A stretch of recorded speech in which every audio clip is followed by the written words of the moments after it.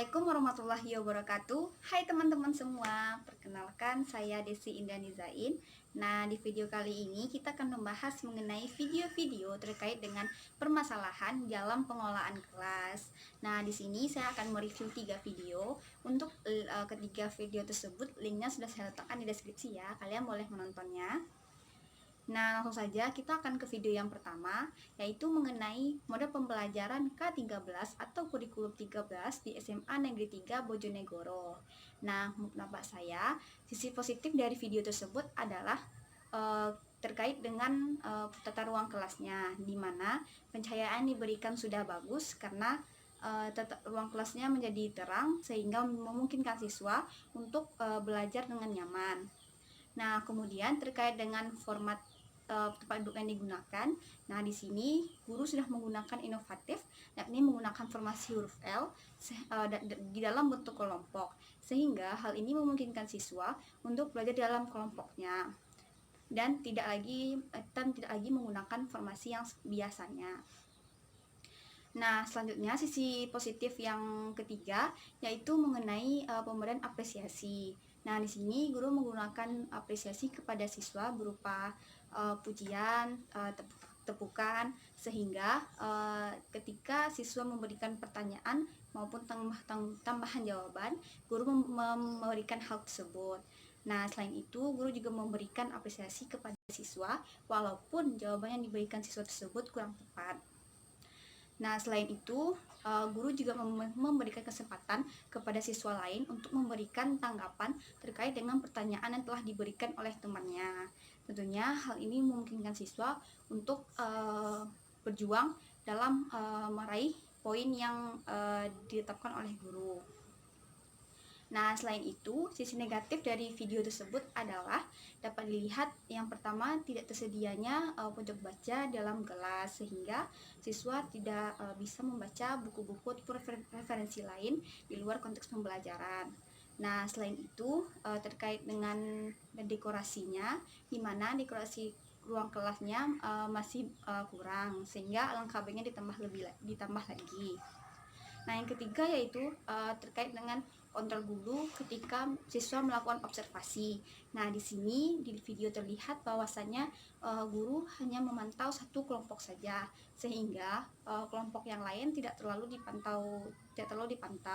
Nah, hal ini tentu akan menimbulkan diskriminasi oleh antar kelompok karena kelompok yang satu didampingi oleh guru, sedangkan yang lainnya tidak terlihat didampingi oleh guru.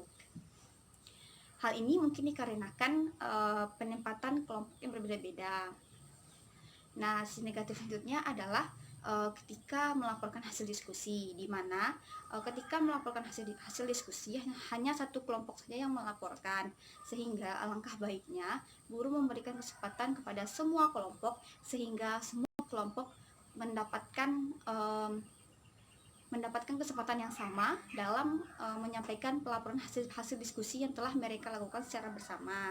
Hal ini akan menimbulkan interaksi tanya jawab dan mampu menciptakan dinamika di dalam kelas.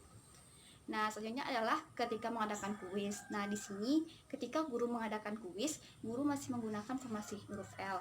Nah, alangkah baiknya guru menggunakan formasi yang tradisional yang sendiri-sendiri, sehingga siswa tidak saling mencontek, karena untuk informasi huruf L ini dapat dilihat di video, siswa bisa melihat teman antar kelompoknya.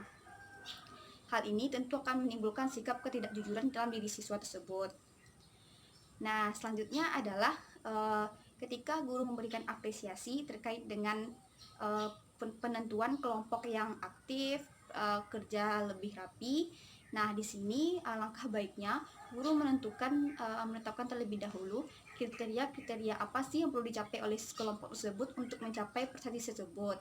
Karena di video tidak terlihat ketentuan-ketentuan yang harus dicapai oleh kelompok untuk mencapai apresiasi tersebut. Alangkah baiknya dibuat terlebih dahulu sehingga semua kelompok termotivasi dalam mencapai hal tersebut. Selanjutnya video yang kedua yaitu mengenai pengajaran bahasa Indonesia di SMA KTSP materi berita.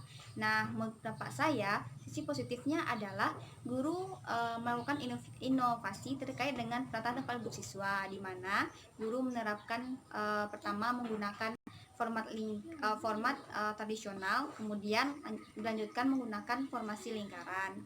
Nah, yang kedua adalah guru menegur siswa ketika siswa menggunakan HP selama proses kegiatan pembelajaran. Nah, si positif yang ketiga adalah guru memberikan kesempatan kepada siswa untuk menanggapi pertanyaan yang diberikan oleh guru. Nah, si positif yang keempat yaitu guru yang bersemangat dan berceria. Tentunya hal ini akan menularkan pula semangat kepada siswa lainnya. Nah, selain itu, sisi negatif dari video tersebut menurut saya adalah yang pertama, guru kurang memberikan inisiatif untuk siswa ketika akan memberikan tanggapan terhadap pertanyaan telah diberikan oleh guru. Hal ini dibuktikan oleh di video, kebanyakan guru langsung menunjuk saja siapa yang akan menjawab pertanyaan yang diberikan oleh guru. Alangkah baiknya guru memberikan kesempatan kepada siswa untuk menginisiatif diri sendiri untuk menjawab pertanyaan yang telah diberikan oleh guru. Tentunya hal ini akan membentuk sikap berani menyuarakan pendapat dalam diri siswa. Nah, sisi negatif yang kedua adalah guru tidak menetapkan ketentuan akan hal-hal yang tidak boleh dilakukan selama proses pembelajaran. Hal ini untuk menghindari terjadinya pelanggaran seperti penggunaan handphone selama kegiatan proses pembelajaran. Nah, sisi negatif yang ketiga yaitu adanya dominasi siswa tertentu. Hal ini dibuktikan ketika melaporkan hasil diskusi di mana masing-masing kelompok 1 dan kelompok 2 terdiri atas 6 orang, di mana yang berbicara hanya 2 ataupun 3 orang. Nah, alangkah baiknya di sini guru menerapkan ketentuan siapa yang akan menjadi moderator, siapa yang akan menjadi penyampaikan hasil diskusi, terus siapa yang akan menyampaikan kesimpulan ataupun yang menjawab pertanyaan. Nah, tentunya dengan ada pembagian ini akan membentuk siswa untuk adanya pemerataan terhadap semua siswa, sehingga untuk menghindari terjadinya siswa yang dominan.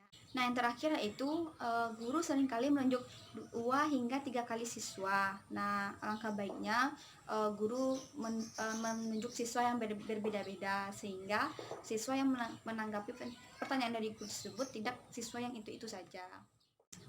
Nah, yang ketiga yaitu video model pembelajaran ekonomi kelas 10 oleh Juni Susana Siregar. Nah, menurut saya sisi positif dari video tersebut adalah yang pertama, dekorasi kelas yang menarik, kemudian guru memberikan apresiasi berupa pujian, tepuk tangan, dan juga hadiah kepada kelompok yang memenangkan hasil karya dalam diskusi kelompok. Nah, yang ketiga adalah penataan tempat duduk siswa yang inovatif, karena pertama menggunakan konvensional, kemudian beralih kepada pola lingkaran dalam bentuk kelompok. Nah, selanjutnya sisi positif yang keempat adalah guru melakukan interaksi dengan siswa selama proses diskusi berlangsung, di mana guru membantu siswa ketika siswa mengalami kesulitan. Nah, selanjutnya sisi yang negatifnya adalah yang pertama yaitu guru tidak menentukan ketentuan bagaimana untuk meraih hasil karya yang terbaik.